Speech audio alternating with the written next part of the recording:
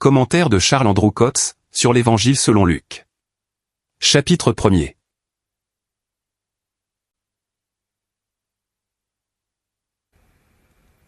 Puisque plusieurs ont entrepris de rédiger un récit des choses qui sont reçues parmi nous avec une pleine certitude, comme nous les ont transmis ceux qui, dès le commencement, ont été les témoins oculaires et les ministres de la parole, il m'a semblé bon à moi aussi, qui ai suivi exactement toutes choses depuis le commencement, très excellent Théophile, de te les écrire par ordre, afin que tu connaisses la certitude des choses dont tu as été instruit. Dans ses dernières paroles adressées à Timothée, l'apôtre Paul faisait remarquer que Luc seul était avec lui. 2 Timothée chapitre 4, verset 11. La suggestion spirituelle qui s'en dégage, c'est que le service de Luc était étroitement lié à celui de Paul. Les écrits de Luc présentent des pensées essentielles, pour comprendre ceux de Paul. Parmi les évangélistes, Luc est le seul à relater précisément les circonstances se rattachant à l'ascension du Seigneur au ciel. Paul fut converti par la vision de Jésus glorifié dans le ciel, mais celui qui l'apprenait à connaître là-haut, avait été vu sur la terre par des témoins oculaires. C'est pourquoi nous avons besoin des évangiles, et en particulier de Luc, pour connaître celui qui est maintenant au ciel. Nous devons apprendre à le connaître, tel qu'il était sur terre, afin de pouvoir le reconnaître, là où il est au ciel. Celui qui est maintenant au ciel, a foulé cette terre comme un humble homme. Il a été vu, et entendu, et suivi par une compagnie de personnes, qui apprirent à le connaître. Cet évangile est écrit, afin que nous recevions la grâce suprême de Dieu, celle de voir et d'entendre spirituellement, ce que virent et entendirent, ceux qui furent témoins oculaires et disciples de la parole. Nous avons le privilège de partager avec eux, ce qu'ils ont vu et entendu de cette personne bénie. Aucune grâce plus grande ne saurait nous être accordée. Et si nous ne savons pas ce que c'est, que de le suivre dans sa course à travers ce monde, nous ne le connaîtrons pas tel qu'il est dans le ciel. Notre connaissance de lui au ciel, dépend de ce qui a été révélé en lui ici-bas. Luc et Paul se trouvaient tous deux, dans la même situation que nous. Ni l'un ni l'autre n'avait connu le Seigneur personnellement ici-bas. Mais Luc s'était enquis exactement de toutes choses depuis le commencement, et Dieu se servit de lui, pour transmettre des faits précis et sûrs. Il y a les choses qui sont reçues parmi nous, avec une pleine certitude. Luc chapitre 1er, verset 1. La compagnie des croyants est toujours sur la terre, et il y a ce qui est reçu parmi eux, avec une pleine certitude. Dieu en soit béni. L'évangile de Luc est essentiellement un exposé de la gloire du Seigneur comme médiateur, et tandis que nous la contemplons par l'Esprit, nous sommes transformés en la même image. 2 Corinthiens chapitre 3, verset 18. Pour Luc, comme pour Jean, le Seigneur était la parole. Je me suis souvent demandé, pourquoi nous n'employons pas davantage ce terme la parole, en parlant de Christ. Il est évident que cette désignation était courante, car Luc et Jean l'utilisent tous deux, comme un titre connu. Cela signifie, que Dieu a maintenant trouvé dans un homme, une pleine expression de sa pensée et de sa nature. Nous avons affaire, avec ce qui est bien plus grand que la création. Dieu avait parlé en puissance, et la création prenait forme. Jean nous dit, que sans lui, pas une seule chose ne fut faite, de ce qui a été fait. Jean chapitre 1er, verset 3. Mais il n'y avait là, aucune communication de la pensée de Dieu, aucune révélation de sa nature et de son caractère. Tandis que maintenant, Dieu se trouve pleinement exprimé, dans sa nature, dans son cœur, dans ses pensées, en celui qui a parcouru cette terre comme un homme, qui a été vu, entendu, suivi par des hommes semblables à nous. Quelqu'un d'habile pourrait arriver à fabriquer une montre. Dieu pourrait en fabriquer une, par sa parole. Mais la fabrication d'une montre, d'un monde ou d'un univers, ne serait en rien l'expression des pensées, ou du cœur de Dieu. Tandis que la parole, manifeste la pensée et le cœur de Dieu. La révélation est plus grande que la création. Des hommes et des femmes comme nous, ont eu le privilège d'être témoins oculaires de la parole, et de la servir. Ils ont eu le privilège d'être dans son entourage, et l'Esprit de Dieu nous a accordé, à travers les évangiles, le privilège d'une proximité personnelle avec la parole. On peut supposer, que la grandeur de la révélation divine, était au cœur des préoccupations des apôtres et des premiers saints. Ils pensaient et parlaient beaucoup de la parole. En ce qui nous concerne, nous pensons à lui comme Seigneur, comme Sauveur, comme Chef, comme Sacrificateur, et ce sont là des titres et caractères magnifiques. Mais quelle grandeur, et quelle gloire le marque comme étant la parole. Jean et Luc en étaient pénétrés. Dans la parole, Dieu a exprimé ce qui était dans son esprit et dans son cœur, ce qu'il est au plus profond de sa nature. Cela nous remplit d'humilité. C'était une nécessité pour son amour, qu'il parlât selon sa nature, ses pensées, son cœur, et qu'il eût des êtres capables d'apprécier cela. Comme c'est différent de ce qui se passe, à l'occasion de la visite de quelques grands personnages, où tout est empreint d'une réserve respectueuse. Il y a des soldats pour retenir la foule, et tout se déroule selon un cérémonial imposant et pompeux.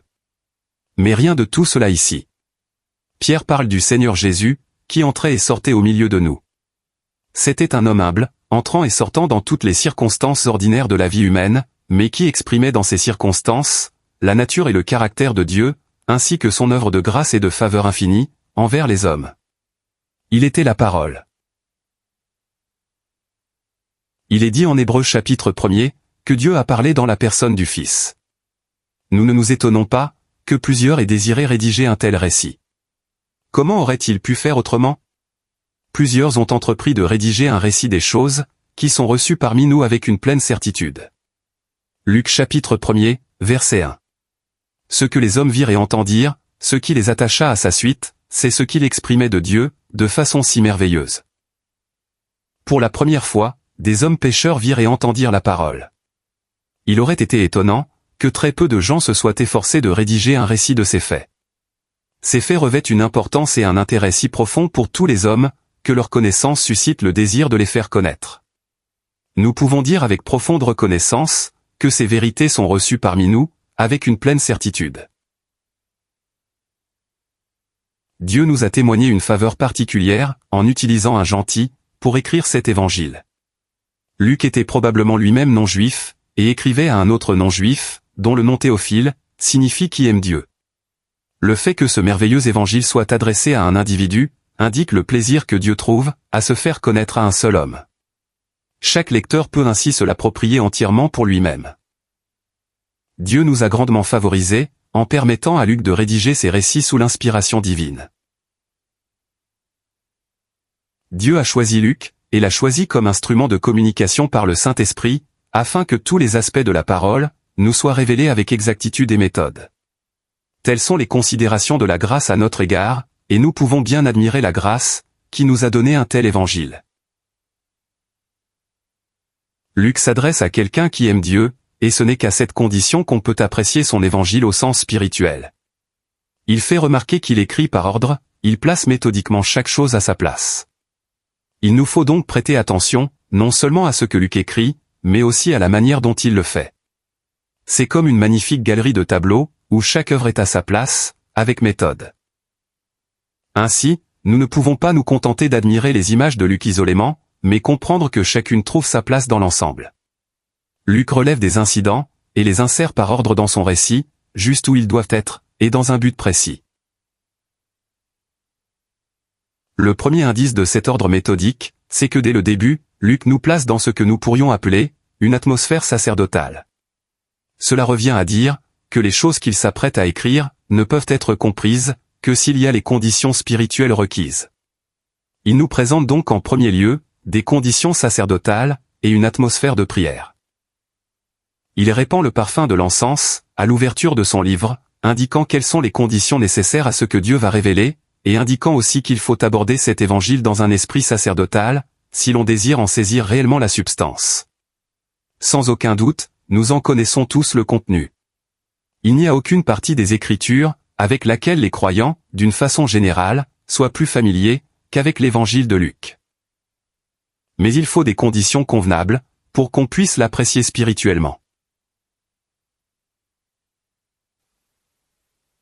Au jour d'Hérode, roi de Judée, il y avait un certain sacrificateur, nommé Zacharie, de la classe d'Abia, et sa femme était des filles d'Aaron, et son nom était Élisabeth. Et ils étaient tous deux justes devant Dieu, marchant dans tous les commandements et dans toutes les ordonnances du Seigneur sans reproche.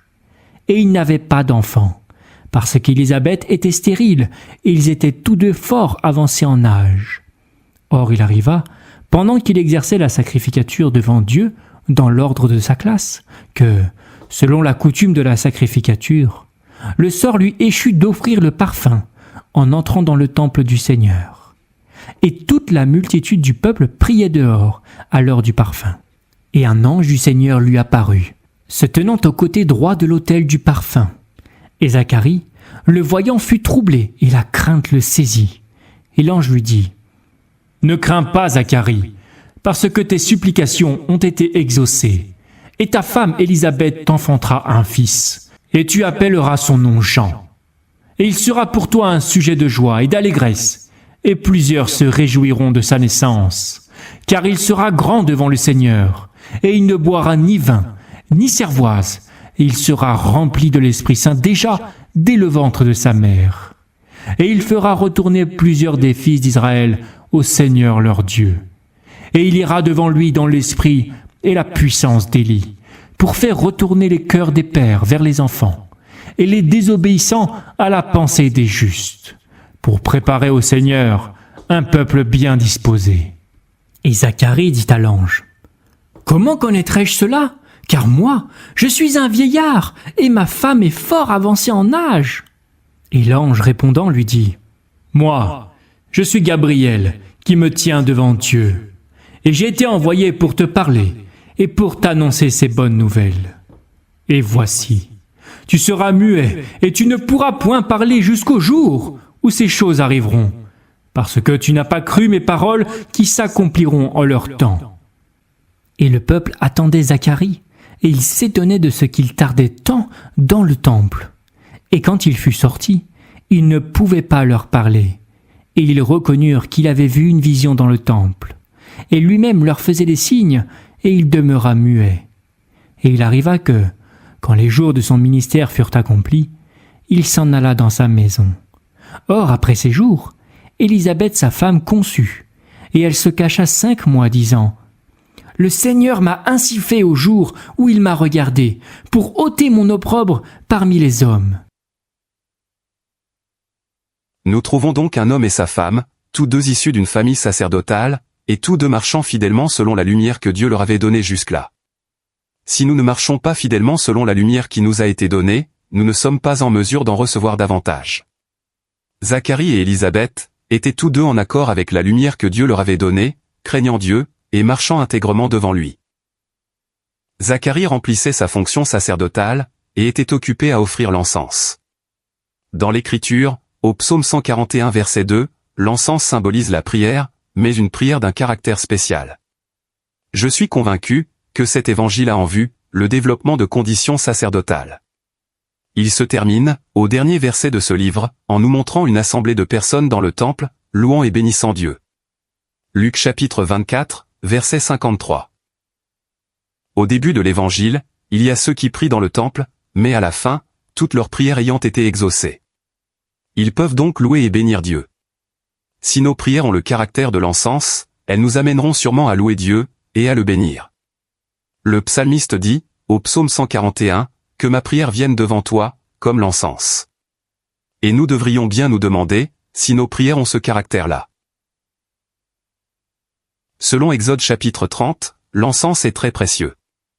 Il se composait de drogues odoriférantes, et d'encens pur, salé et mélangé selon l'art du parfumeur. Il était pur, salé et saint. Il nous indique le genre de prière qui plaît à Dieu. L'encens est la prière qui est en accord avec la pensée de Dieu. Le plus bel exemple de ce genre de prière nous est rapporté en Jean chapitre 17. Chaque détail est un véritable parfum. Si nous lisons les prières de Paul, aux Colossiens et aux Éphésiens, nous y voyons des prières qui avaient ce caractère de l'encens. Chaque expression de ces prières est agréable à Dieu, parce qu'elle exprimait ses propres pensées pour son peuple. Dans la prière du Seigneur, nous ne trouvons pas la moindre allusion à une défaillance quelconque chez les siens. Et dans les prières de Paul, il n'est fait aucune allusion à un quelconque manquement de leur part. Il est entièrement absorbé par les pensées de Dieu à leur égard. Voilà ce qu'est l'encens. Je n'ai aucun doute que Zacharie avait prié ainsi.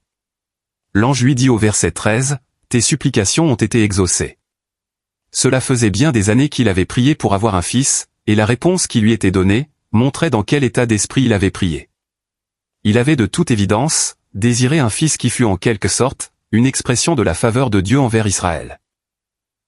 Et voici que l'ange lui dit, « Ne crains pas Zacharie, parce que tes supplications ont été exaucées, et ta femme Élisabeth t'enfantera un fils, et tu appelleras son nom Jean, c'est-à-dire faveur de Dieu. Et il fera retourner plusieurs des fils d'Israël, au Seigneur leur Dieu. » Verset 16. Zacharie avait ardemment souhaité que les Israélites se tournent vers le Seigneur leur Dieu. Voilà le genre de prière qui embaume véritablement le temple. À ce moment précis, le parfum de l'encens s'élevait dans le temple, et le peuple, en accord avec lui, priait à l'extérieur. Pour tirer profit de l'évangile de Luc, il nous faut prier dans nos chambres, nos foyers, et lors de nos réunions. Cela ne sert pas à grand-chose de vouloir lire cet évangile, sans la prière. Le Seigneur y est présenté, comme un homme de prière. On y trouve au moins cet exemple de ses prières. C'est notre privilège de penser aux intérêts de Dieu, dans le secret de notre chambre, comme aussi en assemblée. Si nous prions dans notre chambre, nous y trouverons tant de douceur, et cette douceur nous conduira à prier également en assemblée. Dieu ne veut pas de sacrificateurs muets. Ceux-ci ne sont pas à la hauteur de leurs propres désirs. Il nous arrive souvent d'avoir de saints désirs spirituels, tout en n'étant pas à la hauteur de ces désirs. Et nous subissons ainsi le mécontentement de Dieu. L'incrédulité de Zacharie encourut le déplaisir de Dieu, et il en sera de même pour nous, si nous ne nous montrons pas à la hauteur de nos prières. Peut-être nous faut-il bien souvent confesser, que dès que nous nous relevons de notre prière, nous manifestons quelques traits tout différents, de ce que nous venons de demander. Ce chapitre met en lumière le fait, que Dieu agira dans sa grâce, malgré l'incrédulité de ceux qui refusent de lui faire confiance. Mes paroles s'accompliront en leur temps, dit l'ange au verset 20. Autrement dit, avec ou sans foi, Dieu montre qu'il poursuit ses desseins de grâce. Ce que nous voyons dans cet évangile, c'est une grâce irrésistible et intarissable. Si même un homme prie, sans être à la hauteur de ses prières, Dieu déclare, « Je suis à la hauteur de vos prières, et je vais vous exaucer. J'accomplirai non seulement ce qui était dans votre cœur, mais tout ce qui est dans le mien. » Dans la constance de sa grâce, Dieu poursuit et réalise ses propres pensées, en dépit de l'incrédulité.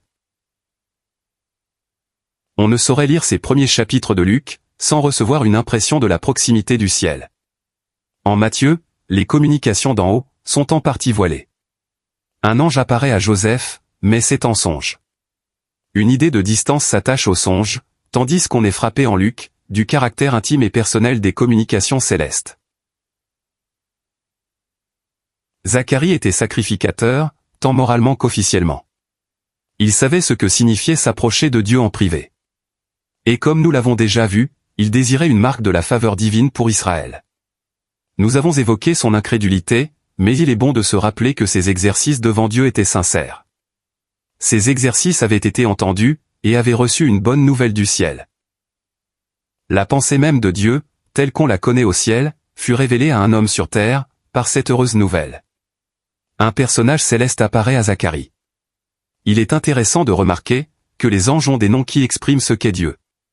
Michel signifie « qui est semblable à Dieu » et Gabriel signifie « Dieu est puissant ». Gabriel avait pour habitude de se tenir devant Dieu. Verset 19. Il fut envoyé à Zacharie, comme un homme connaissant la pensée divine, telle qu'on la connaît au ciel. L'ange apparut à la droite de l'autel des parfums. Verset 11. Il ne s'agit pas de l'autel d'airain, où sans doute l'agneau du matin ou du soir avait été offert. Exode chapitre 29, versets 38 et 39. Et n'oublions pas, que le sang du sacrifice d'expiation, avait été répandu sur les cornes de l'autel des parfums. Lévitique chapitre 4, verset 7. Mais Luc n'évoque pas l'aspect sacrificiel. L'autel des parfums est le lieu, où parviennent les communications célestes. Il ne s'agit pas ici de sacrifice, pour faire face au péché par l'expiation, si indispensable cela soit-il. Mais il s'agit d'un saint parfum qui brûle devant Dieu, pour son plaisir. Cela suggère que Dieu est favorable aux hommes en Christ. Ses pensées de faveur envers l'homme ont trouvé expression en Christ. Et exprimées en lui, ses pensées de faveur envers l'homme sont un délice pour Dieu. Dieu était sur le point d'avoir sur terre celui en qui il trouverait son plaisir, comme étant la pleine manifestation de sa faveur envers les hommes. Il y avait là un parfum d'agréable odeur pour son cœur. La droite est le côté de la faveur. Le Seigneur place les brebis à sa droite. Lorsque Bath-Shéba entra auprès du roi Salomon, il fit placer un trône pour elle à sa droite. C'était une place de faveur. Ici, dans le premier chapitre de Luc, le côté droit de l'autel parle de la faveur de Dieu envers les hommes. La naissance de Jean y fut annoncée. Jean signifie la faveur de Dieu. La pensée majeure de Luc est la faveur de Dieu envers les hommes. Le ciel s'approche, au côté droit de l'autel du parfum. Luc ne s'attarde pas sur le côté sacrificiel, mais sur le côté de la faveur divine envers les hommes. C'est pourquoi, la mort de Jésus n'est pas présentée dans ce livre, du point de vue sacrificiel, mais plutôt sous le même jour qu'en Hébreux chapitre 2, afin que par la grâce de Dieu, il goûtât la mort pour tout. C'est la faveur suprême de Dieu envers les hommes, qui s'exprime dans la mort de Jésus. Toute la faveur du ciel a été rendue accessible aux hommes en ce monde. La nouvelle en est apportée par l'ange Gabriel, un personnage céleste éminent, dans le cas de Zacharie, comme dans celui de Marie. C'est un personnage, dont le nom évoque la puissance de Dieu, mais dont le service révèle que cette puissance s'exerce en faveur des hommes. Luc magnifie la grandeur de Dieu en grâce envers les hommes. Nous pouvons bien dire avec David, l'Éternel est grand, et fort digne de louange, et sa grandeur est insondable. Psaume 145, verset 3. Plus loin dans cet évangile, au verset 43 du chapitre 9, nous lisons que tous furent étonnés de la grandeur de Dieu. Cet évangile n'envisage pas simplement la réponse aux besoins de l'homme, mais la révélation de la grandeur de Dieu en grâce. Le but ultime est que Dieu trouve sa satisfaction dans les hommes. Jean fut nommé du ciel, et son nom signifie la faveur de Dieu. Sans doute Zacharie avait-il demandé un fils, qui fut l'expression de la faveur de Dieu envers les fils d'Israël. Et plus tard, son incrédulité n'annula pas la sincérité de ses exercices devant Dieu, ni n'empêcha Dieu d'y répondre, selon sa propre faveur. Jamais auparavant une telle manifestation de faveur divine n'avait eu lieu en ce monde. Car Jean ne devait pas être comme un prophète de l'Ancien Testament, qui pouvait parler d'une intervention divine, pour un avenir plus ou moins lointain. Jean allait être le précurseur immédiat de Jésus. C'est pour cela qu'il serait grand devant le Seigneur, car il allait exprimer la faveur divine envers les hommes, comme aucun prophète ne l'avait encore jamais fait. Gabriel annonce la naissance de Jean, comme une bonne nouvelle venant du ciel. Il allait être pour Zacharie, un sujet de joie et d'allégresse, et plusieurs se réjouiraient de sa naissance, car il serait grand devant le Seigneur. Jean ne devait pas être marqué par l'énergie ou l'excitation naturelle, le vin et les boissons fortes, mais par le fait d'être souverainement rempli du Saint-Esprit. Il serait l'expression de la grâce souveraine de Dieu, face à l'éloignement d'Israël. Il serait un instrument de puissance et de grâce divine, pour faire retourner les fils d'Israël à leur Dieu.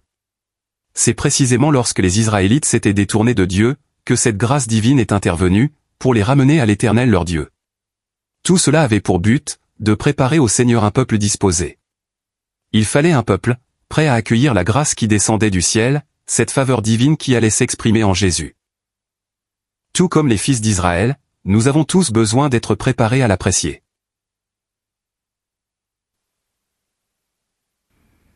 Et au 6e mois, l'ange Gabriel fut envoyé par Dieu dans une ville de Galilée, nommée Nazareth, à une vierge fiancée à un homme dont le nom était Joseph, de la maison de David, et le nom de la vierge était Marie.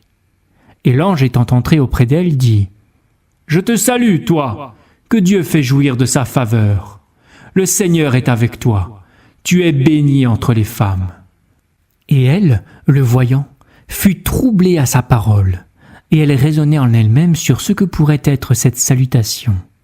Et l'ange lui dit : « Ne crains pas, Marie, car tu as trouvé grâce auprès de Dieu. Et voici, tu concevras dans ton ventre, et tu enfanteras un fils, et tu appelleras son nom Jésus.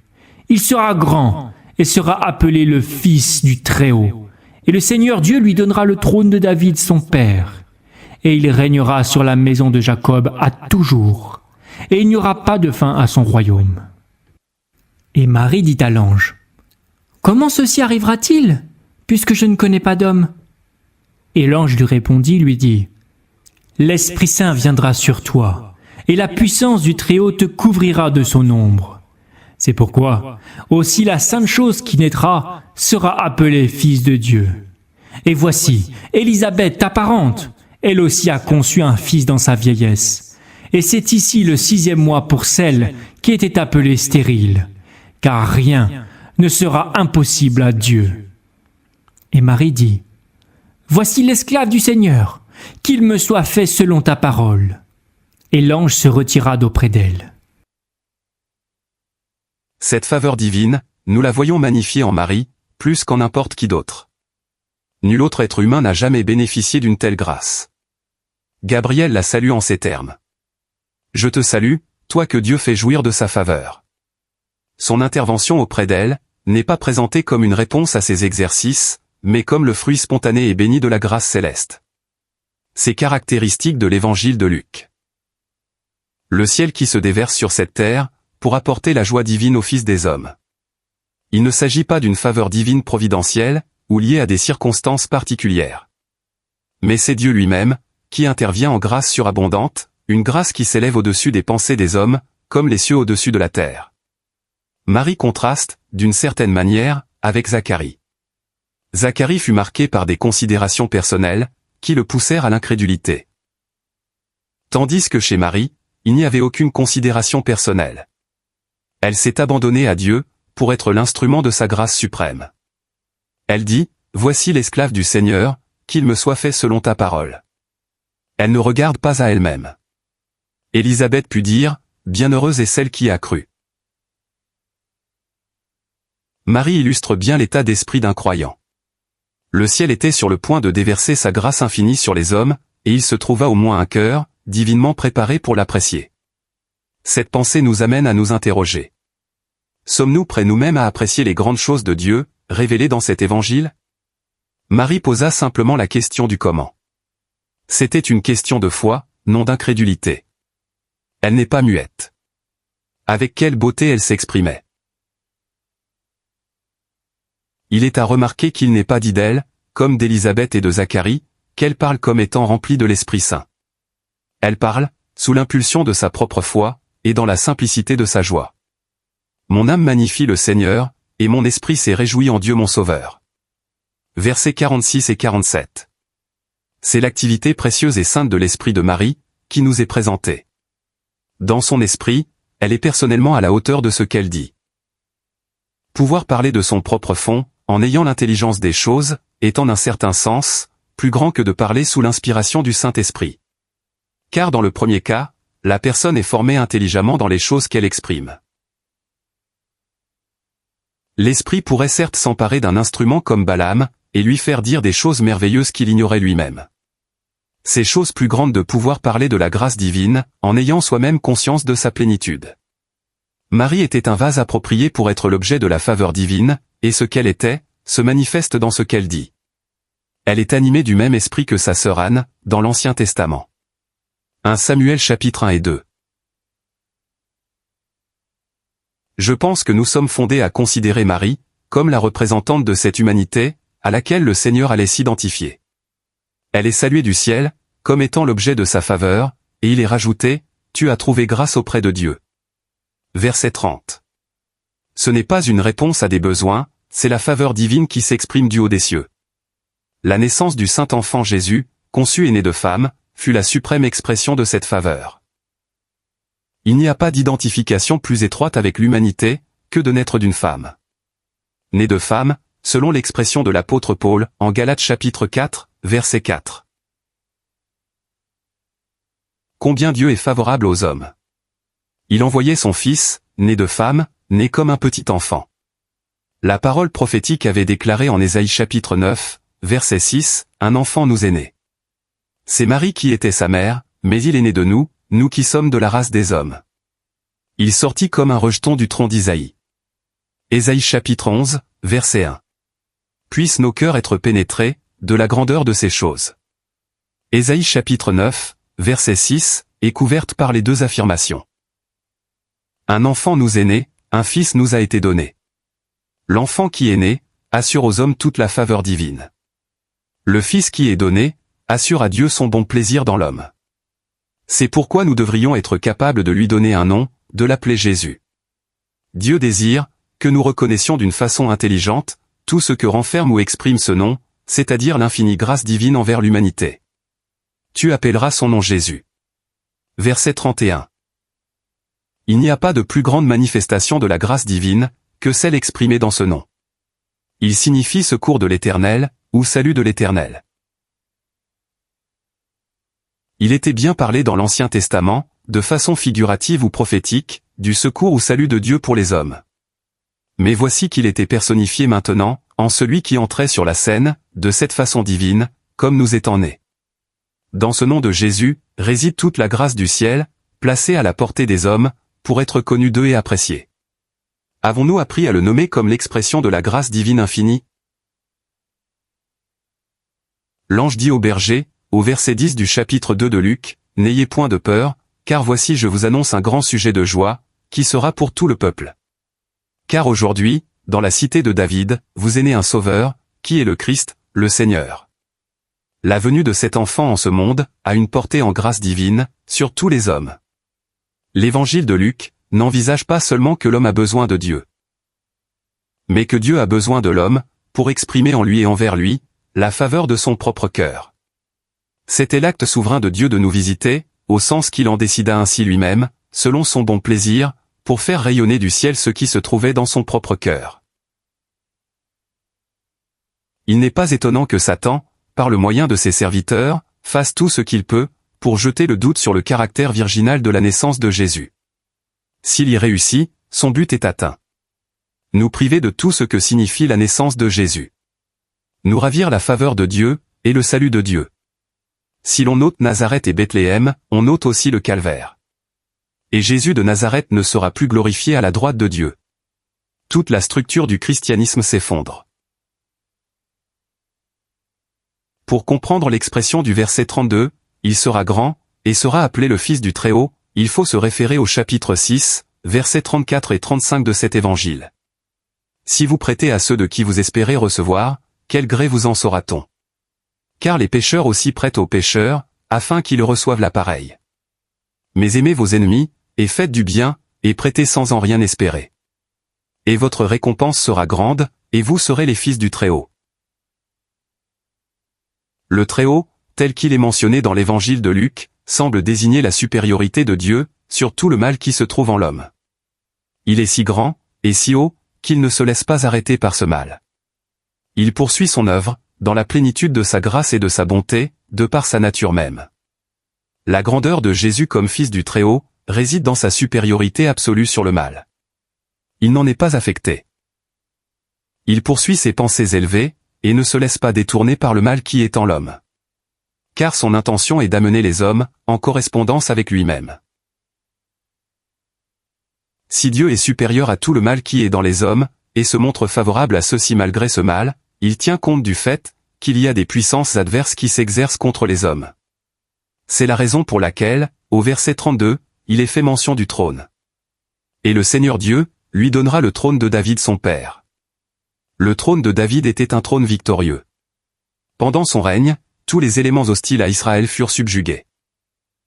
Dieu sait que l'homme est tombé sous la puissance d'éléments adverses, et étant favorable à l'homme, il a établi un trône dans la personne de Jésus. C'est un trône qui a une suprématie incontestée, sur toute puissance hostile à l'homme. Il avait plu à Dieu de placer les hommes dans diverses positions d'autorité, mais tous avaient échoué. Maintenant, il introduit celui qui allait rencontrer victorieusement toutes les puissances hostiles à l'homme, qui sont Satan, principauté, autorité et toutes les influences qui en émanent, jusqu'à la mort elle-même. Le trône a démontré sa suprématie, et bientôt il le fera publiquement. Il régnera sur la maison de Jacob. Verset 33. Son règne sur la maison de Jacob révèle l'appel et l'élection de Dieu, dans sa souveraineté. Sans cet appel et cette élection, il n'y aurait point de sujet pour le règne de Jésus. Jacob eut besoin d'une longue discipline, jusqu'à la fin de sa vie. Il devait être corrigé et redressé, mais Dieu l'avait pris en main dans sa grâce et sa fidélité, et il ne s'arrêta pas, avant d'avoir accompli ce qu'il s'était proposé. Il lui dit, « Je ne t'abandonnerai pas, jusqu'à ce que j'aie fait ce que je t'ai dit. » Genèse chapitre 28, verset 15. Jésus règne sur la maison de Jacob. Tous les sujets de l'élection et de l'appel divin se soumettent à son autorité. Ce que Dieu se propose, par l'appel et l'élection, est de se constituer un peuple, qui se soumette pleinement à l'autorité de Jésus, sous l'influence de la grâce divine manifestée en lui. Et c'est de cette façon qu'on parvient à la vie éternelle, comme le suggèrent ces mots, il n'y aura pas de fin à son royaume. Verset 33. Se soumettre à la domination de Jésus, c'est tout ce qui est nécessaire pour parvenir à la vie éternelle. La grâce suprême en Jésus ouvre le chemin à la vie éternelle, car elle instaure des conditions qui chassent le dérèglement et l'idolâtrie, ainsi que la puissance de la mort. Et Marie dit à l'ange, comment ceci arrivera-t-il? Verset 34. Devant une difficulté quelconque, concernant les choses divines, lorsque nous demandons une explication, nous obtenons toujours un approfondissement à ce que nous savions déjà. Lorsque le Seigneur expliquait ses paraboles, il en précisait toujours le sens. Lorsque Marie demande à Gabriel comment cela arrivera, elle reçoit des explications bien plus détaillées. Il est à remarquer que dans la première communication qui lui est faite, Marie est mise en avant comme bénéficiaire de la faveur divine. Mais en réponse à sa question, l'ange aborde les choses du point de vue divin. Et ce qui est alors au premier plan, c'est l'Esprit Saint, la puissance du Très-Haut, et la sainte chose qui sera appelée Fils de Dieu. Il s'agit maintenant de ce qui est pour Dieu. Celui qui était annoncé, allait revêtir la condition humaine, pour la pleine satisfaction et les délices du cœur de Dieu. Il serait appelé Fils de Dieu. Cela suggère ce qu'il est pour Dieu. Ce que nous avons examiné jusqu'ici, montre ce que Jésus allait être de la part de Dieu, pour les hommes. Mais nous avons maintenant ce qu'il allait être pour Dieu, le Fils de Dieu. C'est l'autre aspect de l'Évangile. Le dessein de Dieu est d'avoir des fils pour lui-même. La vie éternelle est pour les hommes, mais l'adoption est pour Dieu, pour sa propre satisfaction. Il allait y avoir dans ce monde, un homme qui pourrait être appelé Fils de Dieu. Les délices de Dieu seraient entièrement assurées en lui, pour que les hommes puissent accéder à la position de fils, pour le plaisir de Dieu. Tout ce que Dieu s'est proposé se résume dans ces deux pensées, la vie éternelle, et l'adoption. Et tout devait être assuré, par cet enfant qui naîtrait, et ce fils qui serait donné. Quand l'accomplissement, ou la plénitude du temps est venu, Dieu a envoyé son Fils, né de femme, né sous la loi, afin qu'il rachetât ceux qui étaient sous la loi, afin que nous reçussions l'adoption. Galates chapitre 4, versets 3 et 4. Nous vivons en ce temps extraordinaire des voies de Dieu, tant de plénitude, tant de faveur suprême envers l'homme, et de satisfaction intense pour Dieu. C'est le temps où les pensées du cœur de Dieu s'accomplissent pleinement, bénissant l'humanité, et faisant la joie de son propre cœur. Même si les gens n'en font pas grand cas, Dieu veut leur dire, comprenez-vous le caractère du moment présent? Comprenez-vous qu'un enfant est né, et qu'un fils a été donné? Ne voulez-vous pas considérer tout ce qui en découle pour vous, et pour moi? Nous découvrons ce qui rayonne de Dieu, dans la révélation de lui-même en grâce, et cela nous remplit de joie.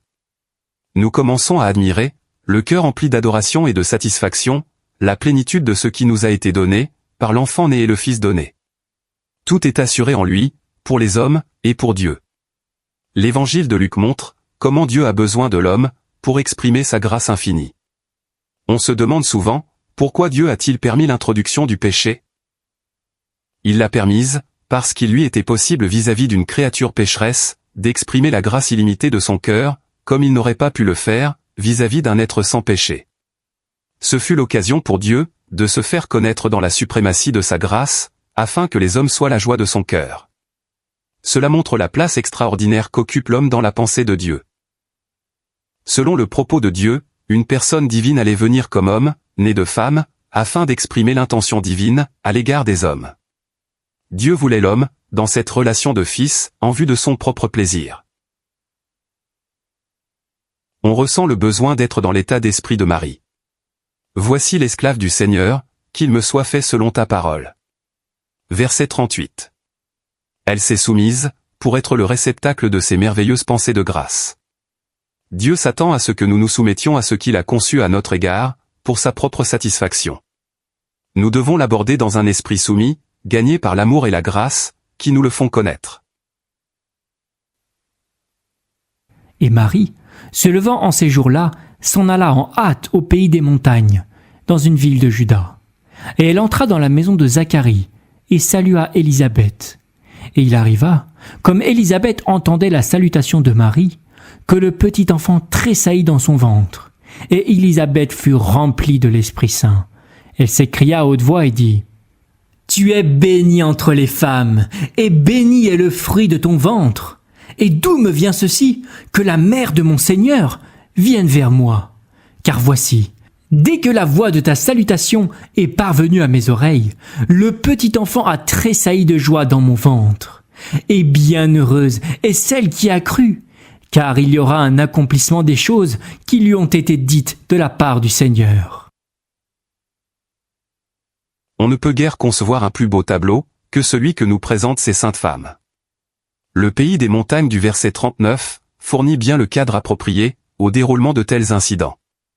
Une élévation morale se dégage de ces personnes, et de tout ce qu'elles expriment, élévation bien supérieure au niveau de ce monde, et des pensées des hommes.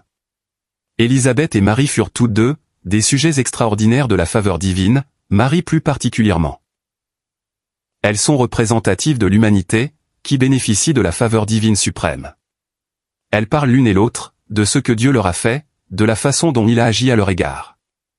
Nous ne percevons chez Marie, ni chez Élisabeth, la moindre trace de la dégradation de la créature déchue. Ce qui brille chez l'une comme chez l'autre, c'est l'élévation que la grâce confère à la créature. Il a élevé les petits.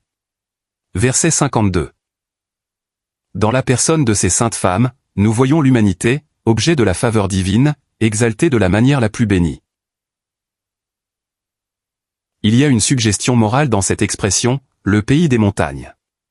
C'est une région élevée, et il est important d'en tenir compte, en lien avec la venue de Jésus. Nous voyons en Marie et Élisabeth, une humilité et une exaltation, deux qualités qui ne sont pas naturelles à la créature déchue. Nous voyons également la soumission à Dieu, et l'appréciation de la faveur divine, ainsi que la dignité, qui découle de la connaissance de Dieu, et l'intelligence de ce que Dieu se propose pour la créature. Tout est élévation, et non dégradation. Nous ne pouvons faire autrement que de nous rendre compte de la dégradation de l'homme en tant que créature déchue. Mais la lecture de l'évangile de Luc nous amène à considérer l'élévation que la grâce divine confère à cette créature, de sorte qu'il ne subsiste aucune trace de dégradation. Quelle noblesse dans le langage d'Élisabeth et de Marie. Il est de toute importance de discerner deux récits historiques dans l'Écriture. Du commencement à la fin, nous trouvons, présenté sous des aspects très variés, le tableau de la dégradation de la créature déchue. Mais parallèlement, nous en découvrons un autre. Du premier chapitre des Écritures jusqu'au dernier, nous trouvons présenté l'élévation morale, à laquelle la faveur de Dieu peut amener les hommes. Ces deux récits imprègnent l'Écriture tout entière. J'insiste sur ce point, car c'est d'une importance vitale pour comprendre la venue du Fils de Dieu dans ce monde. Le Seigneur vint s'identifier avec l'homme, en tant qu'objet de la faveur de Dieu. Jamais il ne s'identifia avec la dégradation de la créature déchue, jusqu'au moment où il s'en chargea à la croix, dans le sacrifice de lui-même. Ce fut là, et là seulement, que le Seigneur vint en contact personnel avec le péché. Lui n'a pas commis de péché, il n'a pas connu le péché, et il n'y a point de péché en lui. Il était la sainte chose. Verset 35. Mais à la croix, il vint en contact avec le péché, comme substitut et comme sacrifice. Il fut fait péché. Il a porté le jugement, lié à la dégradation de la créature déchue. Mais durant sa vie, il ne s'est jamais identifié à cette dégradation. Il s'est identifié à tout ce qui est de Dieu. Marie et Élisabeth incarnent cette histoire de l'humanité, liée à la grâce divine. Tout au long des Écritures, nous voyons qu'il existe autre chose que la dégradation de la créature déchue, savoir l'œuvre de la grâce divine dans l'homme. Dès le temps d'Abel et à travers tous les âges, nous trouvons des hommes caractérisés par la crainte de Dieu, et la foi en Dieu, par l'appréciation et la joie de ce qu'ils avaient trouvé en lui, et de ce qu'il était pour eux. Rien de tout cela ne se lie à la dégradation de la créature déchue. Cela témoigne de l'élévation morale d'une créature, qui a appris à craindre Dieu, à espérer en sa miséricorde, et à s'humilier, consciente de sa nature profonde, sachant pertinemment qu'elle est comme tout le monde, sujette à la colère. Comme l'Écriture abonde en exemples de foi. Que d'hommes moralement élevés par la faveur divine. Il est primordial de comprendre que le Seigneur Jésus en s'incarnant, n'a aucunement participé à la dégradation de la créature déchue, et ne s'est pas identifié à elle, que lorsqu'il fut fait pécher sur la croix. En revanche, il s'est identifié à ceux qui ont été moralement élevés par la miséricorde et la grâce divine. Ceci est essentiel à la vérité du christianisme, et je ne crois pas que l'on puisse saisir correctement la vérité relative à la personne du Seigneur ou à la grâce divine si l'on n'a pas reconnu cela. Les titres et les appellations que le Seigneur a endossés témoignent tous de son identification aux hommes ou aux femmes, considérés comme sujets de la miséricorde et de la grâce divine. Il est appelé la semence de la femme, la semence d'Abraham, la semence de David. Toutes ces appellations font allusion aux opérations de la miséricorde et de la grâce divine. Abraham est l'illustre père de la famille de la foi, la racine de l'olivier de la promesse. Il est l'exemple remarquable de quelqu'un qui jouit de la faveur divine. David était le dépositaire, le réceptacle des promesses relatives au royaume, tout comme Abraham était le réceptacle des promesses de bénédiction, dont la portée s'étendrait à toutes les familles de la terre. Que le Christ soit la semence de la femme, met en valeur, d'une façon extraordinaire, ce courant de faveur et de miséricorde divine. Quand l'Éternel Dieu parla au serpent de la semence de la femme, il dit, « Elle te brisera la tête. » Quelle faveur cela conférait à la femme. C'était comme dire, « Tu l'as corrompue et dégradée. Moi je vais l'honorer. Je lui donnerai une semence, qui sera capable de détruire entièrement ta puissance. » Cela conférait à la femme, une distinction qui relevait de la pure miséricorde et grâce divine. La semence de la femme englobe en principe tous les saints aussi bien que Christ. Dieu avait dit en Genèse chapitre 3, verset 15, « Je mettrai inimitié entre toi et la femme, et entre ta semence et sa semence. » Cela indique, semble-t-il, que la femme représentait l'humanité, comme objet de la miséricorde divine. Abel fut le premier de cette lignée de la semence de la femme, Caïn le premier, de la semence du serpent. Il y eut inimitié entre eux, et depuis toujours, il y a eu inimitié entre les deux semences. La semence du serpent, ce sont les hommes envisagés dans la dégradation de la créature déchue, mais la semence de la femme, ce sont les hommes qui deviennent les objets de la faveur divine, qui a pour effet de les élever moralement. C'est avec ce dernier aspect de l'humanité, que le Seigneur s'est identifié. Il est dit de lui, au verset 16 du chapitre 2 de l'Épître aux Hébreux, « Il ne prend pas les anges, mais il prend la semence d'Abraham. » Il prend la race humaine, envisagée comme ayant un lien avec les promesses de Dieu, la famille de la foi. C'est avec cette famille qu'il s'identifie. « Me voici moi, et les enfants que Dieu m'a donnés. » Puis donc que les enfants ont eu part au sang et à la chair, lui aussi semblablement y a participé. Hébreux chapitre 2, versets 13 et 14. Marie et Élisabeth sont toutes deux de la semence d'Abraham, non pas seulement sur le plan naturel, mais sur le plan moral, parce qu'elles ont la foi. Elles représentent le genre d'humanité, avec lequel le Seigneur Jésus, le Saint Fils de Dieu, pouvait s'identifier. Il serait blasphématoire de dire qu'il s'identifia avec l'humanité déchue, si ce n'est dans l'expiation. Le Seigneur se désigne souvent comme le Fils de l'homme, mais celui-ci ne suggère pas l'idée de l'homme, en tant qu'être déchu. C'est plutôt ce qu'est Christ, comme héritier de tout ce que Dieu s'est proposé pour l'homme. Si nous lisons le psaume 8, nous y voyons l'homme suprêmement élevé. Deux mots différents sont utilisés pour l'homme dans ce psaume. Qu'est-ce que l'homme, que tu te souviennes de lui? Ici le terme, c'est Enoch, et désigne l'homme mortel ou déchu. Dans la deuxième expression, et le Fils de l'homme que tu le visites, c'est Adam. Il désigne Christ, le Fils de l'homme. Dieu se souvient de l'homme déchu, il tient compte de lui en miséricorde et en grâce. Mais le Fils de l'homme est l'héritier de toutes les pensées d'élévation et de suprématie que Dieu a conçues pour l'homme. Le titre de Fils de l'homme signifie en réalité Fils d'Adam. Adam est le nom que Dieu donna à l'homme avant sa chute, en tant qu'héritier d'une haute dignité, d'une grande élévation, d'une suprématie universelle, selon le psaume 8. On a dit souvent que la généalogie du Seigneur, dans l'Évangile selon Luc, remonte jusqu'à Adam. Mais en la lisant, nous voyons qu'elle remonte jusqu'à Dieu, ce qui change tout. Luc chapitre 3, verset 38. La généalogie du Seigneur remonte pas à pas jusqu'à Dieu, et je crois que chaque personne de cette lignée a bénéficié de la miséricorde et de la faveur souveraine de Dieu, et s'inscrivait dans sa lignée de grâce. Le Seigneur est venu prendre sa place dans cette génération. Il était de cette lignée, marqué par la miséricorde et la grâce divine. Il était un rejeton de la lignée d'Isaïe. L'incertitude à cet égard est à l'origine de toutes sortes d'erreurs relatives à la personne du Seigneur. Et si nous ne sommes pas au clair quant à cette personne, nous ne le serons sur rien. L'identification du Seigneur dans le baptême, avec ceux qui se faisaient baptiser par Jean, confirme nos propos. Lorsqu'il vit le résidu repentant se soumettre au baptême de Jean, il alla lui aussi se faire baptiser par Jean, dans le Jourdain. Il s'identifia publiquement avec eux dans le baptême, parce qu'il se tournait vers Dieu en repentance. Il ne s'identifia pas avec eux, en tant que pécheurs iniques, mais comme à des repentants. Certes, il accueillit des pécheurs et mangea avec eux, car il était venu manifester l'infinie grâce divine envers les hommes. Mais nous pouvons être certains, que seuls les repentants s'approchaient de lui de cette manière.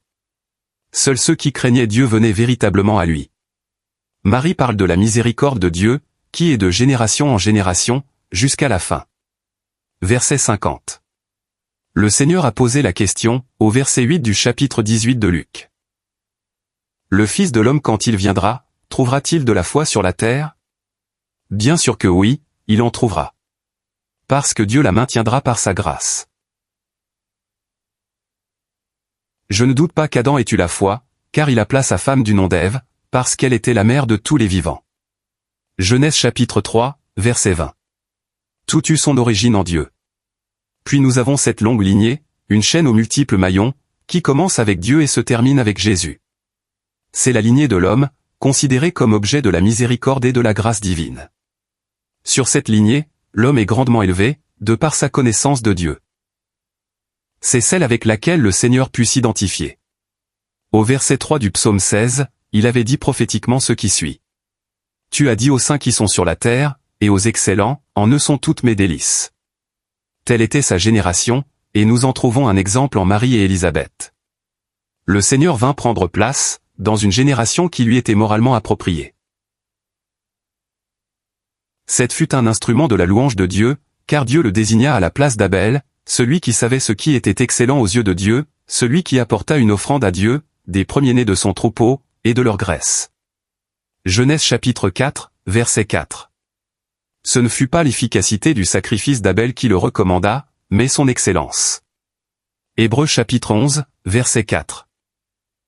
Par la foi, Abel avait saisi quelque chose de Christ et de son excellence, qui serait manifesté dans la mort, de sorte que son sacrifice n'est pas appelé un holocauste, ni un sacrifice pour le péché, mais une offrande, qui fait penser au plaisir que Dieu trouva dans ses dons. De même Énoch, qui signifie faible, ou mortel, fut un instrument de la louange divine. La signification de son nom suggère, la reconnaissance de ce qu'est la nature de l'homme, soumise à la puissance du péché et de la mort. C'est en ayant conscience de cela, que l'on commença à invoquer le nom de l'Éternel. Genèse chapitre 4, verset 26. Il suffit de mentionner Énoch, Noé, Abraham, Isaac, Jacob, Boaz, David, pour comprendre qu'elle représente une lignée caractérisée par la miséricorde et la grâce divine. En vérité, il serait juste de dire qu'ils dérivent tous de Christ. Il est la racine de David, tout comme il en est la postérité. Au sens spirituel, David a tout tiré de ce fils, qui le surpassait. Abraham tenait tout de celui qui pouvait dire, avant qu'Abraham fût, « Je suis ». Jean chapitre 8, verset 58. C'était l'Esprit de Christ, dans les saints de l'Ancien Testament, qui leur donnait ce caractère et cette foi. Tout ce qui était de Dieu, et qui fut introduit dans la race humaine, le fut par sa faveur souveraine. Et Jésus, comme né de Marie, est venu se rattacher, à la continuité de cette ligne ininterrompue de faveur divine vis-à-vis des hommes. Il apparaît comme s'identifiant à jamais, avec cette miséricorde envers Abraham, et envers sa semence. Luc chapitre 1, versets 54 et 55. Sa généalogie était moralement digne de lui, du fait qu'elle était marquée, du commencement à la fin, par des traits venant de Dieu. Nous voyons en Élisabeth, une femme remplie de l'Esprit Saint, et son enfant fut rempli de l'Esprit Saint, dès le ventre de sa mère. Il ne pouvait y avoir, une expression plus grande, de la faveur souveraine de Dieu. J'en avais pas encore mis pied, sur le terrain de la responsabilité, mais il était au bénéfice de la souveraineté, et par faveur souveraine, il fut rempli de l'Esprit Saint dès le ventre de sa mère. Élisabeth, après avoir entendu la salutation de Marie, fut remplie de l'Esprit Saint. Elle reconnaît l'enfant qui n'est pas encore né, comme mon Seigneur. Versets 41 à 43. quant à Marie, elle est bienheureuse parce qu'elle a cru. Verset 45. Elle verrait l'accomplissement des choses qui lui avaient été dites. Tout ce qui lui est conféré, l'est par pure faveur divine. Spirituellement parlant, elle tire tout de Dieu et de son Fils saint et béni. Que ces paroles sont belles. Mon âme magnifie le Seigneur, et mon esprit s'est réjoui en Dieu mon Sauveur. Versets 46 et 47. Elle est occupée de ce qui va arriver. Son être intérieur tout entier est captivé par la béatitude de la faveur divine. Et Dieu voudrait qu'il en soit de même pour chacun de nous. Et Marie dit, « Mon âme magnifie le Seigneur, et mon esprit s'est réjoui en Dieu mon Sauveur, car il a regardé à l'humble état de son esclave. Car voici, désormais toutes les générations me diront bienheureuse, car le Puissant m'a fait de grandes choses, et son nom est saint, et sa miséricorde est de génération en génération sur ceux qui le craignent. Il a agi puissamment par son bras. Il a dispersé les orgueilleux dans la pensée de leur cœur. Il a fait descendre les puissants de leur trône, et il a élevé les petits. Il a rempli de bien ceux qui avaient faim, et il a renvoyé les riches à vide. Il a pris la cause d'Israël, son serviteur, pour se souvenir de sa miséricorde, selon qu'il avait parlé à nos pères, envers Abraham et envers sa semence à jamais. Et Marie demeura avec elle environ 3 mois, et elle s'en retourna en sa maison. Marie était véritablement de ces petits qui sont élevés. Elle était par nature enfant de colère, comme aussi les autres. Mais en tant qu'objet de la faveur divine, elle ne fait pas la moindre allusion à son état de créature déchue. Elle parle, il est vrai, de son humble état, mais c'est l'humble état d'une esclave de Dieu, non celui d'une pécheresse sans foi ni loi. Elle est entièrement dévouée à son service, soumise à son bon plaisir. Sa condition était humble, mais quelle exaltation lui fut conférée. Désormais toutes les générations la diraient bienheureuse. Cette élévation toutefois, provenait entièrement de la faveur divine. Elle n'y était pour rien. Car le Puissant m'a fait de grandes choses, et son nom est saint. Verset 49. Puis elle parle de sa miséricorde, en ce qu'il a pris la cause d'Israël. Verset 54. C'est toujours le point de vue de ce qu'est l'homme, en tant qu'objet de la faveur divine, et cela produit en Marie un esprit d'adoration. Elle-même est consciente de cette faveur, et elle pense aux générations qui craindront le Puissant, et apprécieront la faveur manifestée en Jésus. En lisant cet évangile, je crois que Dieu dans sa grâce, nous libère entièrement de toute considération, liée à notre nature pécheresse, afin que nous puissions nous consacrer pleinement, et avec adoration, à la béatitude suprême de sa faveur, qui nous est accordée en Jésus. Dieu disperse les orgueilleux, et fait descendre les puissants de leur trône. Il renvoie les riches à vide, mais il élève les petits, et remplit de bien ceux qui ont faim. Verset 53. Nous avons parlé d'Élisabeth et de Marie, comme représentatives de l'humanité, objet de la faveur divine. L'idée dominante de la section qui nous occupe maintenant, se trouve semble-t-il, dans le mot miséricorde. Marie dit au verset 50, « Sa miséricorde est de génération en génération, sur ceux qui le craignent. » Elle anticipait les nombreuses générations, qui deviendraient des objets de miséricorde. Ce sont ces générations-là, qui la diraient bienheureuse. Et elle ajoute au versets 54 et 55, « Il a pris la cause d'Israël, son serviteur, pour se souvenir de sa miséricorde, selon qu'il avait parlé à nos pères, envers Abraham, et envers sa semence à jamais. » On posa cette question à John Nelson Darby, dans les derniers jours de sa vie. Quelle est la différence entre la miséricorde et la grâce? Il répondit, la miséricorde est grande à cause de la grandeur du besoin. La grâce est grande, à cause de l'intention de celui qui l'exerce. Ces mots valent la peine d'être pesés. Prenons une illustration. Ce pourrait être le bon plaisir du roi, de me conférer une marque quelconque de sa faveur. Il s'agirait alors uniquement, de ce qu'il s'est proposé dans son propre cœur. La grâce est grande à cause de l'intention de celui qui l'exerce. Supposons par contre, que je sois un criminel, reconnu coupable et détenu en prison. C'est la miséricorde qui doit alors intervenir. Le roi ne peut me témoigner sa faveur, que sur le principe de la miséricorde. Ainsi donc la miséricorde est grande, à cause de la grandeur du besoin.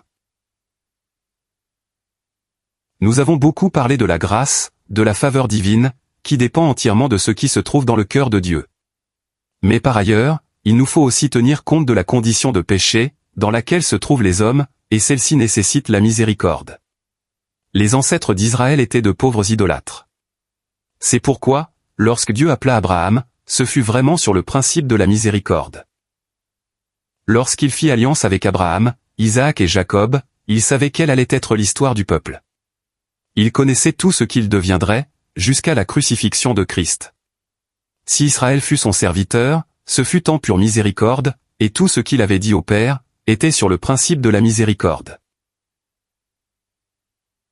La miséricorde suppose des conditions opposées à Dieu, mais en face de ces conditions, il use de miséricorde. Quand Israël adora le veau d'or, Dieu dit, « Je ferai miséricorde à qui je ferai miséricorde. » Exode chapitre 33, verset 19. Rien ne peut annuler la miséricorde de Dieu à notre égard. Toute notre histoire était connue de lui, avant qu'il ne commençât à s'occuper de nous. Il savait tout ce que nous serions comme pécheurs, et aussi comme croyants, sujets au manquement. Il a commencé avec nous par la miséricorde, et ce sera miséricorde du début à la fin. Il est question ici de miséricorde, en relation avec la venue de Jésus. Il est dit, que Dieu se souvint de sa miséricorde. Verset 54. À la fin du chapitre 2 de l'Exode, nous lisons que Dieu se souvint de son alliance. Verset 24. Le peuple était dans un état misérable d'esclavage et d'idolâtrie. Ézéchiel nous dit, qu'ils adoraient des idoles, lorsque Dieu les fit sortir d'Égypte. Mais Dieu se souvint de son alliance avec Abraham, avec Isaac, et avec Jacob, et il eut égard à eux, comme objet de miséricorde. C'est ainsi aussi, qu'il tient compte de nous. C'était un bien triste état que celui d'Israël, dans le premier chapitre de Luc, mais Marie considère le peuple, comme objet de miséricorde. C'est uniquement sur ce principe que Jean apparaît. Le Seigneur magnifie sa miséricorde envers Élisabeth. Lorsque ses voisins et ses parents l'apprennent, ils se réjouissent avec elle. Verset 58. L'intervention de Dieu en miséricorde, tel était le sujet des conversations, par tout le pays des montagnes. Dieu soit béni, il y a toujours ceux qui vivent au pays des montagnes, qui ne sont pas absorbés par les affaires, ni par les plaisirs, ni par la politique, ni par la religion, mais qui s'entretiennent ensemble des voies de Dieu en miséricorde. Dieu a fait alliance, sur le principe de la miséricorde, et il s'en souvient. Rien ne peut annuler cela. S'il nous présente Jésus, c'est par pure miséricorde. Il est dit de Dieu, qu'il est riche en miséricorde. Il en a d'abondantes réserves, qu'il peut la prodiguer sans compter. Or le temps où elle devait accoucher fut accompli pour Élisabeth, et elle mit au monde un fils. Et ses voisins et ses parents apprirent que le Seigneur avait magnifié sa miséricorde envers elle, et ils se réjouirent avec elle. Et il arriva au 8e jour, ils vinrent pour circoncire le petit enfant, et ils l'appelaient Zacharie, du nom de son père. Et sa mère répondant dit, « Non, mais il sera appelé Jean. » Et ils lui dirent, « Il n'y a personne dans ta parenté qui soit appelé de ce nom. » Et ils firent signe à son père qu'il déclara comment il voulait qu'il fût appelé. Et ayant demandé des tablettes, il écrivit, disant, « Jean est son nom. » Et ils en furent tous étonnés. Et à l'instant, sa bouche fut ouverte et sa langue déliée, et il parlait louant Dieu. Et tous leurs voisins furent saisis de crainte, et on s'entretenait de toutes ces choses par tout le pays des montagnes de la Judée. Et tous ceux qui les entendirent les mirent dans leur cœur, disant, « Que sera donc cet enfant ?» Et la main du Seigneur était avec lui. Et Zacharie, son père, fut rempli de l'Esprit Saint, et prophétisa, disant, « Béni soit le Seigneur, le Dieu d'Israël, car il a visité et sauvé son peuple, nous a suscité une corne de délivrance dans la maison de David son serviteur. Ce qu'il avait dit par la bouche de ses saints prophètes, qui ont été de tout temps, une délivrance de nos ennemis et de la main de tous ceux qui nous haïssent, pour accomplir la miséricorde envers nos pères, et pour se souvenir de sa sainte alliance, du serment qu'il a juré à Abraham notre père, de nous accorder, étant libérés de la main de nos ennemis, de le servir sans crainte, en sainteté et en justice devant lui tous nos jours. Et toi, petit enfant, tu seras appelé prophète du Très-Haut, car tu iras devant la face du Seigneur pour préparer ses voies, pour donner la connaissance du salut à son peuple dans la rémission de leurs péchés, par les entrailles de miséricorde de notre Dieu, selon lesquelles l'Orient d'en haut nous a visités, afin de luire à ceux qui sont assis dans les ténèbres et dans l'ombre de la mort, pour conduire nos pieds dans le chemin de la paix. Et l'enfant croissait, et se fortifiait en esprit, et il fut dans les déserts jusqu'au jour de sa manifestation à Israël. Nous trouvons ici des personnes qui apprécient la miséricorde, mais qui doivent apprendre à écarter les pensées naturelles. C'était tout ce qu'il y avait de plus naturel que d'appeler l'enfant du nom de son père, mais Jean avait été nommé du ciel. Il était l'expression de la faveur du ciel, et Zacharie et Élisabeth étaient dans le secret du ciel. Libérés des pensées naturelles, ils étaient convaincus l'un et l'autre que son nom était Jean. Le Seigneur Jésus-Christ est la grande expression de la miséricorde de Dieu, et nous voyons Élisabeth plus occupée de l'enfant de Marie que de son propre enfant, et Zacharie rempli de la vision de Christ plutôt que de Jean. Il parle de ce que Dieu a fait pour accomplir la miséricorde envers nos pères et pour se souvenir de sa sainte alliance. Verset 72. Il parle aussi des entrailles de miséricorde de notre Dieu. Verset 78. C'est la source d'où procède toute bénédiction. Et Jésus apparut pour en être la pleine expression. Zacharie s'attarde exclusivement sur ce que Dieu a fait. Ses propos sont sans équivoque. Il ne fait pas même intervenir la foi chez le peuple de Dieu. Tout est envisagé au sens absolu, opéré par Dieu en miséricorde. Sa perspective est remplie de ce qui va être apporté par Jésus. Contrairement à Siméon, il n'introduit pas la pensée que l'enfant soit mis pour la chute de plusieurs en Israël, et pour un signe que l'on contredirait. Il présente, dans toute sa grandeur, ce que Dieu allait dispenser à son peuple en miséricorde. Il a visité et sauvé son peuple, et nous a suscité une corne de délivrance. Verset 69. Les entrailles de miséricorde parlent des tendres sentiments de Dieu, qui soupire après l'homme, après Israël. Ce qu'est Dieu dans sa nature, voilà la source et le mobile, tant de la miséricorde que de la grâce. L'Écriture ne nous dit pas que Dieu est grâce, ni qu'il est miséricorde, mais que Dieu est amour. C'est ce qu'il est dans sa nature, et la miséricorde comme la grâce découle de cela. Dieu a visité et sauvé son peuple, et il a suscité une corne de délivrance, afin que les siens soient libérés de tout élément adverse, et puissent le servir sans crainte, en sainteté et en justice devant lui, tous les jours de leur vie. Dieu a pleinement pourvu à tout ce qu'il fallait pour cela. Tout ce que dit Zacharie nous montre que Dieu opère dans une scène de besoin, en présence de conditions, qui font appel à la miséricorde. Il est clairement fait mention des influences contraires à Dieu et à son peuple, car il parle d'une délivrance de nos ennemis, et de la main de tous ceux qui nous haïssent. Il existe des conditions hostiles, mais la corne de délivrance est à même d'y faire face. Il est réconfortant de penser qu'il n'y a absolument aucune raison pour qu'une puissance hostile quelconque nous retienne, car Dieu a suscité une corne de délivrance qui peut tout surmonter. Nous avons tous des ennemis. Beaucoup de choses s'élèvent en nous, et de nombreuses influences agissent sur nous, par l'intermédiaire d'autrui. Mais la puissance de la délivrance de Dieu est plus que suffisante pour nous libérer de tout. Nous n'avons aucunement besoin de nous laisser entraver par une influence quelconque, opposée à Dieu. Pierre nous parle des convoitises charnelles, qui font la guerre à l'âme. Si je suis assailli par une convoitise charnelle, l'occasion m'est donnée d'expérimenter la puissance de cette corne de délivrance. Ensuite il y a les raisonnements. Ne vous est-il jamais arrivé de vous débattre contre vos propres raisonnements? La corne de délivrance de Dieu peut nous livrer de tout raisonnement et de toute hauteur qui s'élève contre la connaissance de Dieu. 2 Corinthiens chapitre 10, verset 5. Pourquoi donc n'obtient-on pas la délivrance? Je crois que nous ne l'obtenons pas, parce que nous ne nous sommes pas résolument consacrés au service de Dieu. Quiconque se consacre délibérément au service de Dieu, trouvera la délivrance, qui réside dans cette puissante corne, que Dieu a suscitée. La chose la plus heureuse qui soit, il faut bien en convenir, c'est de servir Dieu. Si je cherche le bonheur, je ne peux le trouver qu'en servant Dieu. Si je sers mes propres intérêts, ou mes convoitises, mes plaisirs, ce n'est autre chose que l'esclavage. Nous l'avons tous constaté. Si je poursuis simplement une vie facile dans ce monde, je prive mon âme de toute la joie que je trouverai à servir Dieu. La liberté se trouve dans le service de Dieu. Rien ne saurait être plus heureux que de rattacher tout ce que l'on fait au plaisir que Dieu peut y trouver. Nul ne peut être délivré tant qu'il ne peut dire comme Paul, Dieu, à qui je suis, et que je sers.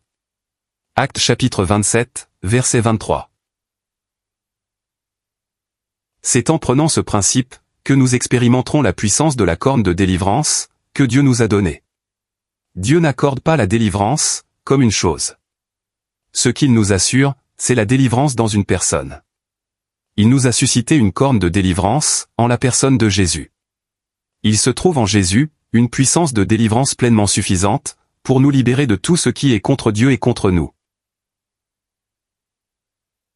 La délivrance du peuple d'Israël du pays d'Égypte en était une image. Dieu est intervenu, dans sa miséricorde, pour délivrer Israël de l'esclavage de l'Égypte, afin qu'il puisse le servir. Laisse aller mon fils, pour qu'il me serve. Exode chapitre 4, verset 23. Telle était l'intention divine. Ce que nous voyons en figure chez Israël, nous en trouvons maintenant la réalité en Jésus. Il réside en lui, une puissance merveilleuse. Je ne crois pas qu'aucun de nous saisisse vraiment l'immense puissance divine qui nous est disponible en lui. Satan travaille constamment à nous inciter à servir autre chose que Dieu. Il nous dit sans cesse, servez vos propres intérêts, servez le monde, ou servez vos circonstances. Mais le bonheur se trouve à servir Dieu. Et sa miséricorde s'est manifestée, en ce qu'il a suscité une puissance pleinement suffisante, pour nous libérer entièrement, afin que chaque jour de notre vie, nous puissions du matin au soir, ne faire autre chose que servir Dieu, et y trouver notre bonheur. Que ce soit dans nos occupations quotidiennes, à la maison, au travail, ou en assemblée, notre seul but est de servir Dieu. C'est le bonheur suprême, et pour l'atteindre, il faut être délivré. La puissance de cette délivrance réside en Jésus. Ce qui est requis de notre part, c'est le jugement de nous-mêmes. C'est la raison pour laquelle Jean doit aller devant la face du Seigneur, comme prophète du Très-Haut. Le ministère de Jean a pour but de produire le jugement de soi et la repentance. Si je me juge, il n'y a rien pour entraver les mouvements du Très-Haut dans sa grâce suprême. Il peut accomplir ce qu'il se propose à mon égard. Si je suis hautain ou suffisant, je ne peux rien attendre de Dieu comme bénédiction. Mais si je me juge, il n'y a rien qui entrave Dieu dans ses mouvements de grâce. Jean devait être appelé prophète du Très-Haut, car il irait devant la face du Seigneur, pour préparer ses voies. Tandis que nous parcourons cet évangile, n'oublions jamais que nous contemplons les voies du Très-Haut. Il vient pour remettre les péchés, et pour donner ainsi la connaissance de la délivrance. C'est de cette façon merveilleuse que la lumière du ciel, l'Orient d'en haut, illumine cette scène. Elle a resplendi pour donner la rémission des péchés, selon les entrailles de miséricorde de notre Dieu. Il y a chez notre Dieu une telle intensité de miséricorde, un tel désir de sa part d'être connu de ses créatures pécheresses, qu'il nous a visités pour nous remettre nos péchés. Si Dieu est disposé à nous remettre nos péchés, ne pourvoira-t-il pas à tous nos besoins? Nous abandonnera-t-il aux mains de l'ennemi? Jamais. La rémission de nos péchés est le gage qu'il nous délivrera de toute influence et puissance hostile, pour que nous soyons libérés, pour le servir continuellement. Nous pouvons avoir à traverser des expériences pénibles, extérieurement, mais elles ne prévalent pas sur la joie intérieure. Paul et Silas connurent à Philippe des circonstances douloureuses, mais ils purent les traverser en chantant. Ils possédaient la joie de la délivrance intérieure, avant d'obtenir la délivrance extérieure. Ils priaient et chantaient les louanges de Dieu. Ils étaient tout aussi libres intérieurement, que l'alouette qui prend son essor, et monte dans l'azur, chantant à pleine gorge. L'Orient d'en haut, c'est la lumière qui resplendit du ciel, la lumière du pardon et de la délivrance complète, et elle a brillé en Jésus. Il existe une corne de délivrance, une personne assez puissante pour nous libérer de toute pensée, de tout sentiment, de toute influence qui soit contre Dieu et contre nous. Et Jésus en est capable. Nous pourrions connaître la doctrine de la délivrance, sur le bout du doigt, et ne pas être au gain de la délivrance. Mais si nous venons à Jésus, nous trouvons le libérateur. Dieu fait briller sa lumière sur les hommes, en Jésus, pour nous arracher aux ténèbres, et à l'ombre de la mort, et pour guider nos pas sur le chemin de la paix, un chemin que nous ne connaissons pas naturellement.